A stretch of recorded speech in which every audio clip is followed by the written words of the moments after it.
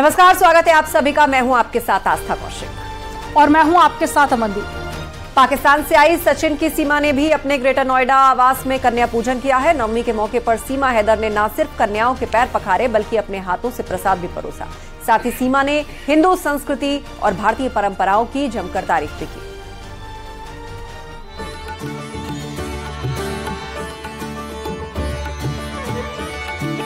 आता थी 9 दिन में मैं वर्ती रही। आज नवरात्रि का 9वां दिन था और मैंने कन्या भोजन कराई। सीमा हैदर सुर्खियों में बने रहने के लिए कोई भी मौका नहीं छोड़ती है। भारत की जीत हो, उसके लिए पूजा अर्चना करनी हो या फिर जन्माष्टमी के मौके पर बाल गोपाल की पूजा हो, सीमा हैदर हिंदुस्तान के रंग में रंगती और ढलती दिखाई दे रही है। देश भर में नवरात्र का त्योहार जोश और उमंग के साथ मनाया जा रहा है। कन्या पूजन के साथ व्रत खोलकर हर कोई मां की आराधना कर रहा है। उधर पाकिस्तान से भारत आई सीमा हैदर ने भी इस मौके पर अपने घर कन्या पूजन कर मां की पूजा अर्चना की। सचिन मीणा की पाकिस्तानी पत्नी सीमा हैदर ने अपने घर में कन्या को भोज कराया और अपने हाथों से बच्चियों के पैर पखारे। इस्लाम छोड़कर हिंदू धर्म अपना चुकी सीमा ने कन्या पूजन के बाद न सिर्फ हिंदू संस्कृति की तारीफ की बल्कि कहा कि भारत में बेटियों का जो सम्मान होता है उसके बारे में पाकिस्तान की बेटियां सोच भी नहीं सकती। आता थी 9 दिन में मैं वर्ती रही। आज नवरात्रि का 9वां दिन था और मैंने कन्या भोजन कराई। बहुत अच्छा लगा मुझे और यही सुंदरता है हमारी भारत महान की। सीमा हैदर ने न सिर्फ सचिन के प्यार में पाकिस्तान में अपना पूरा परिवार छोड़ा बल्कि गैर कानूनी तरीके से सरहद पार कर भारत भी पहुंच गई। यहाँ दोनों शादी कर चुके हैं और अब हंसी खुशी एक साथ ग्रेटर नोएडा में सचिन के घर रह रहे हैं। सचिन से शादी के वक्त सीमा हैदर ने हिंदू धर्म अपना लिया था और अब हर त्योहार पर सीमा रीति रिवाज के साथ त्योहार मनाती देखी जाती है। और ये चीज मैं कहना चाहूँगी कि पाकिस्तान में बेटियां बेची जाती हैं तो भारत में बेटियों को पैर पूजे जाते हैं। पूरे 9 दिन देवी माना जाता है। बहुत अच्छा लगा मुझे। हमारा भारत महान है और यहाँ बेटियों को, औरतों को, महिलाओं को देवी माना जाता है। यही खूबसूरती है भारत की। हिंदुस्तान जिंदाबाद, जय भारत। इसी क्रम में सीमा हैदर ने आज नवरात्रि के 9वें दिन पूजा की, अर्चना की और साथ ही कन्याओं को भोज कराया।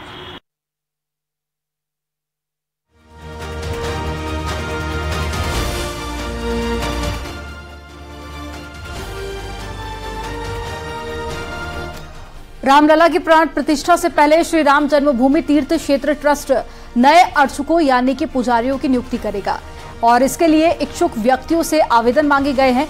कैसे चुने जाते हैं रामलला के अर्चक, एक रिपोर्ट के जरिए आपको दिखाते हैं। जय सिया राम,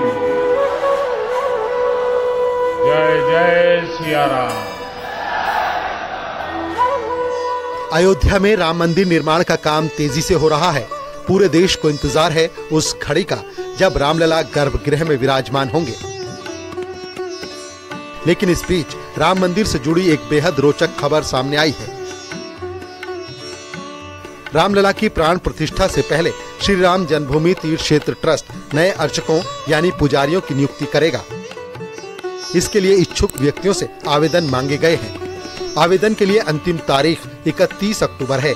जिनका चयन किया जाएगा उन्हें 6 महीने ट्रेनिंग दी जाएगी। ट्रेनिंग के दौरान 2000 रुपए प्रति माह छात्रवृत्ति भी दी जाएगी। राम मंदिर ट्रस्ट के सदस्य गोविंद देव गिरी ने बताया कि आवेदकों की उम्र 20 से 30 साल के बीच होनी चाहिए। साथ ही आवेदक ने 6 माह की श्री राम नंदनीय दीक्षा ली हो और गुरुकुल शिक्षा पद्धति से पढ़ाई की हो। ट्रेनिंग के दौरान अर्चकों के रहने खाने की भी व्यवस्था रहेगी। इच्छुक अभ्यर्थी श्री राम जन्मभूमि तीर्थ क्षेत्र ट्रस्ट की आधिकारिक वेबसाइट के माध्यम से ऑनलाइन आवेदन कर सकते हैं। अयोध्या क्षेत्र के अभ्यर्थियों को वरीयता दी जाएगी। इस प्रशिक्षण वर्ग में जो है 6 माह का प्रशिक्षण होगा, आवासीय होगा और इसमें जो है वरीयता दी गई कि अयोध्या परिक्षेत्र का रहने वाला व्यक्ति जो है वो तो अति उत्तम है। आयु उसकी रखी गई है 20 से 30 वर्ष की। तो ये जो आयु है उसके साथ साथ जो खष्टमासीय प्रशिक्षण है, और ये भी कहा गया है कि रामानंदीय विचारों से उत्प्रोत हो।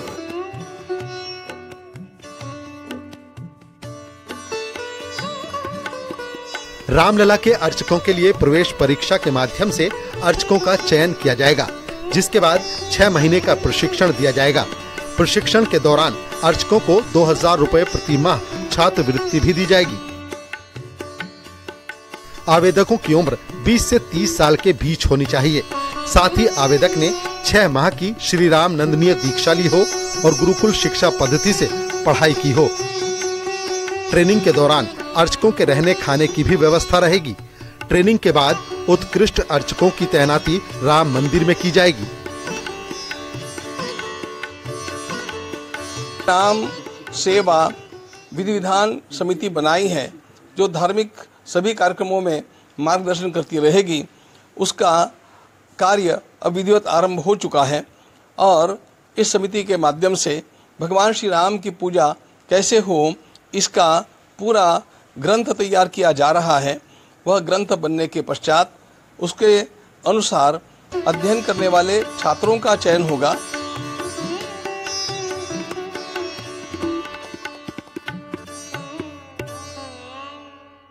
भगवान रामलला के प्राण प्रतिष्ठा के पहले राम मंदिर ट्रस्ट ने वैदिक विद्वानों की तलाश शुरू कर दी है। वैदिक विद्वानों की तलाश में अब राम मंदिर ट्रस्ट ने आवेदन आमंत्रित किया है, जिसकी मियाद 31 अक्टूबर है। अवध क्षेत्र के गुरुकुल परंपरा से शिक्षित वैदिक रामलला के वैदिक ब्राह्मण के पूजन के लिए आवेदन कर सकेंगे, जिनकी चयन प्रक्रिया से पहले प्रकांड विद्वानों के देखरेख में उन्हें प्रशिक्षित किया जाएगा। 6 माह के विशेष प्रशिक्षण के बाद उनकी परीक्षा ली जाएगी और प्रकांड विद्वान या विशेष प्रशिक्षित जो टॉप के अभ्यर्थी होंगे उन्हें रामलला के पुजारी के तौर पर राम मंदिर ट्रस्ट नियुक्त करेगा। अयोध्या से न्यूज़ 18 के लिए निमिष गोस्वामी। त्योहारों के मौसम में श्रद्धालुओं का जोश अलग ही लेवल पर रहता है। इसे और ज्यादा बढ़ाने का काम करते हैं हुनरमंद कलाकार। इन दिनों दुर्गा पंडालों को न सिर्फ अनोखे बल्कि इनोवेटिव तरीकों से सजाया गया है। साथ ही रामलीला मैदानों में भी अलग अलग तकनीक से तैयार रावण के पुतले दिखाई दे रहे हैं। इन बड़ी भुजाओं ने कैलाश पहाड़ उठाया है, दानव यमइंद्र कुबेर वरुण इन बाहों से थर्राया है। त्योहारों का मौसम है और हर ओर उत्साह और उमंग की तस्वीरें दिखाई दे रही हैं। एक से बढ़कर एक दुर्गा पंडाल सजाए गए हैं और माता के भक्त भक्ति में झूमते दिख रहे हैं। लेकिन कई पंडाल ऐसे भी हैं जिनमें न सिर्फ देश की उपलब्धियों का जिक्र है बल्कि मां की भक्ति के साथ देशभक्ति का भी रंग चढ़ जाता है। देवरिया में भी ऐसा ही एक दुर्गा पंडाल तैयार किया गया है। यहाँ पंडाल के अंदर भारत के चंद्रयान-3 का बड़ा सा मॉडल लगाया गया है। इसके अलावा भारत के दमदार फाइटर जेट राफेल का भी एक मॉडल पंडाल के अंदर लगाया गया है, ताकि मां की भक्ति के लिए आने वाले श्रद्धालु भक्ति के साथ साथ देश की उपलब्धियों को भी जान सकें और भारतीय होने पर उन्हें और ज्यादा गर्व हो। काफी अच्छी विमान है और साथ में इसरो के बारे में हम बच्चों को ये बताना चाहते हैं कि हमारा क्षेत्र जो है और साइंस में काफ़ी आगे बढ़ रहा है, साइंटिफिक क्षेत्र में, और अच्छे से जो भी हमारे वैज्ञानिक हैं और जो इनका रेशियो है और चंद्रयान जैसे हमारा 3 हुआ, चंद्रयान 1 हुआ, सफलतापूर्वक हमारा लैंड हो रहा है। अनोखे दुर्गा पंडालों के अलावा दशहरे पर रावण बनाने में भी टेक्निक का इस्तेमाल किया जा रहा है। शाहजहांपुर में 45 फीट ऊंचा रावण का पुतला तैयार किया गया है। खास बात यह है कि इस पुतले को कुछ इस तरह से तैयार किया गया है कि ये अपनी विशालकाय आंखें और मुंह को भी खोल और बंद कर सकता है, जो इसे और डरावने और रोचक बना देते हैं। इस रावण के पुतले को देखने के लिए दूर दूर से लोग OCF के रामलीला मैदान पहुंच रहे हैं। ये तो बहुत मशहूर है, यहाँ तो बहुत भीड़ होती है, चारों तरफ का आदमी आता है देखने। घर का कार्ड हो गया, साबात का हो गया, इधर पुआई तक का आदमी आता है यहाँ देखने मेला। तो कितना बहन में कितना भीड़ होती है? लाखों की संख्या में? जी बहुत भीड़ होती है। आज से ही भीड़ बहुत चालू हो जाएगी। त्योहारों का जोश और उत्साह है और उसमें तकनीकी का इस्तेमाल इसे और रोचक बना देता है। कलाकारों की मेहनत तब और ज्यादा रंग लाती है जब इसमें देशभक्ति की भावना भी मौजूद हो। देवरिया से उमेश भट्ट और शाहजहांपुर से दीप श्रीवास्तव की रिपोर्ट। मध्य प्रदेश के इंदौर में एक मेले में बड़ा हादसा हो गया। इस हादसे में एक बच्ची को जान गंवानी पड़ी, जबकि उसके छोटे भाई की हालत गंभीर बनी हुई है। पूरा मामला इंदौर के बिजासन मंदिर में लगने वाले मेले का है। एक रिपोर्ट आपको दिखाते हैं।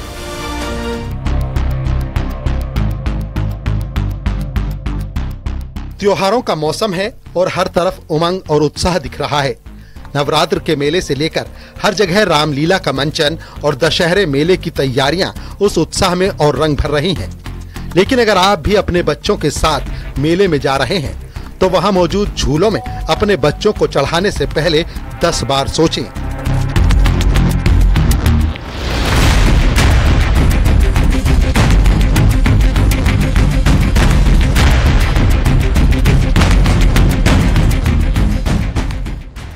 दरअसल मध्य प्रदेश के इंदौर में एक ऐसे ही मेले में बड़ा हादसा हुआ है। इस हादसे में एक बच्ची को जान गंवानी पड़ी, जबकि उसके छोटे भाई की हालत गंभीर बनी हुई है।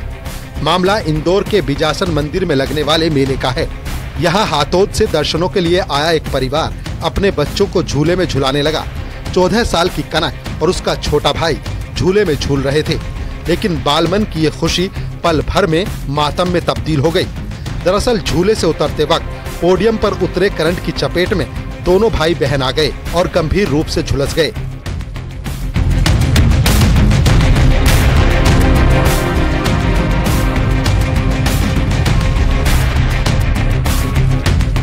हादसे में 14 साल की बच्ची की मौके पर ही मौत हो गई, जबकि छोटा भाई गंभीर रूप से घायल हुआ है। झूला लगाने वालों की लापरवाही की वजह से एक बच्ची जो मेले में आकर खुश हुई थी, अपने परिवार के लिए सबसे बड़ा दर्द बन गई।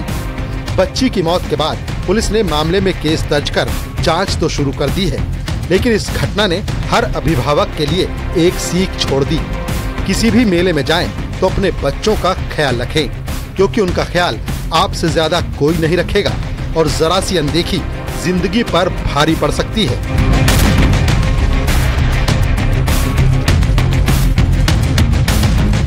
Bureau report, news 18 Indore.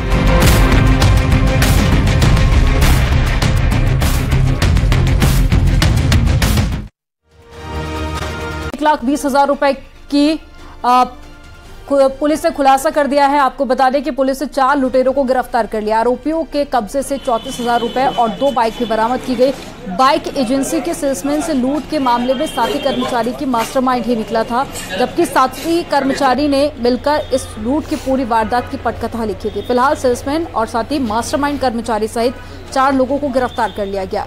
SP city ने बताया कि बीते 15 अक्टूबर को हाटमेन पुल के पास में सेल्समैन से लूट की गई थी और थाना प्रेमनगर क्षेत्र के अशरफ खां छावनी के पास में ये घटना हुई थी।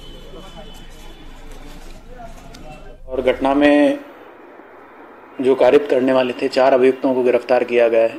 5वां अभियुक्त अभी वांछित चल रहा है। इस घटना में जो 4 लोग गिरफ्तार किए गए हैं उनमें से एक अभियुक्त है अभिषेक कुमार, जो 3 वर्ष पूर्व इसी किप्स एजेंसी पर नौकरी करता था। उन 4 अभियुक्तों से लूट में लूटे गए ₹34,000 और लूट में प्रयुक्त 2 मोटरसाइकिलें, एक पल्सर और एक काले कलर की स्प्लेंडर बरामद की गई है।